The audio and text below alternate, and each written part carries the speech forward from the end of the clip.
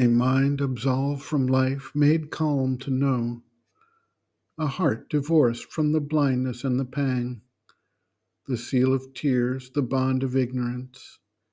He turned to find that wide world failure's cause.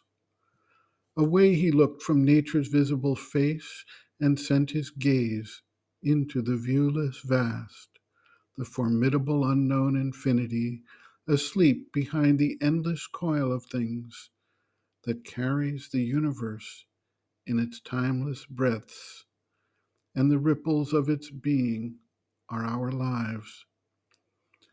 The worlds are built by its unconscious breath, and matter and mind are its figures or its powers. Our waking thoughts the output of its dreams. The veil was rent that covers nature's depths. He saw the fount of the world's lasting pain and the mouth of the black pit of ignorance. The evil guarded at the roots of life raised up its head and looked into his eyes. On a dim bank where dies subjective space, from a stark ridge overlooking all that is, a tenebrous, awakened nescience, her wide blank eyes, wondering at time and form, stared at the inventions of the living void and the abyss whence our beginnings rose. Behind appeared a gray carved mask of night, watching the birth of all created things, a hidden puissance conscious of its force, a vague and lurking presence everywhere, a contrary doom that threatens all things made, a death figuring as the dark seed of life, seemed to engender and to slay the world. Then from the somber mystery of the gulfs, and from the hollow bosom of the mask, something crept forth that seemed a shapeless thought. A fatal influence upon creatures stole, whose lethal touch pursued the immortal spirit.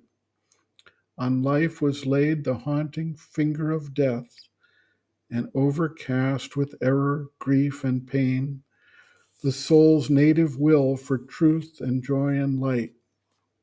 A deformation coiled that claimed to be the being's very turn, nature's true drive, a hostile and perverting mind at work in every corner ensconced of conscious life, corrupted truth with her own formulas, interceptor of the listening of the soul, afflicting knowledge with the hue of doubt.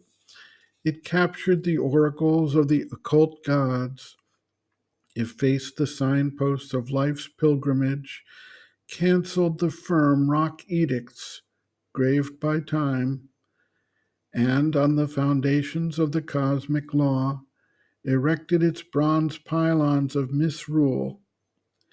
Even light and love by that cloaked danger's spell turned from the brilliant nature of the gods to fallen angels and misleading sons, became themselves a danger and a charm, a perverse sweetness, heaven-born malefice.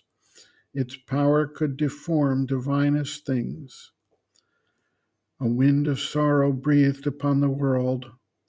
All thought with falsehood was besieged, all act stamped with defect or with frustration's sign, all high attempt with failure or vain success. But none could know the reason of his fall. The gray mask whispered, and though no sound was heard, yet in the ignorant heart a seed was sown that bore black fruit of suffering, death, and bale. Out of the chill steps of a bleak unseen, invisible, wearing the night's gray mask, arrived the shadowy, dreadful messengers, invaders from a dangerous world of power, ambassadors of evil's absolute. In silence, the inaudible voices spoke. Hands that none saw planted the fatal grain. No form was seen, yet a dire work was done. An iron decree in crooked uncials written imposed a law of sin and adverse fate. Life looked at him with changed and somber eyes.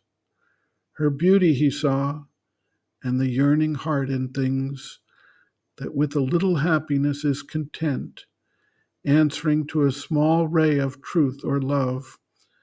He saw her gold sunlight and her far blue sky, her green of leaves and hue and scent of flowers, and the charm of children, and the love of friends, and the beauty of women, and kindly hearts of men, but saw too the dreadful powers that drive her moods, and the anguish she has strewn upon her ways, fate waiting on the unseen steps of men, and her evil and sorrow and last gift of death, a breath of disillusion and decadence, corrupting watched for life's maturity, and made to rot the full grain of the soul.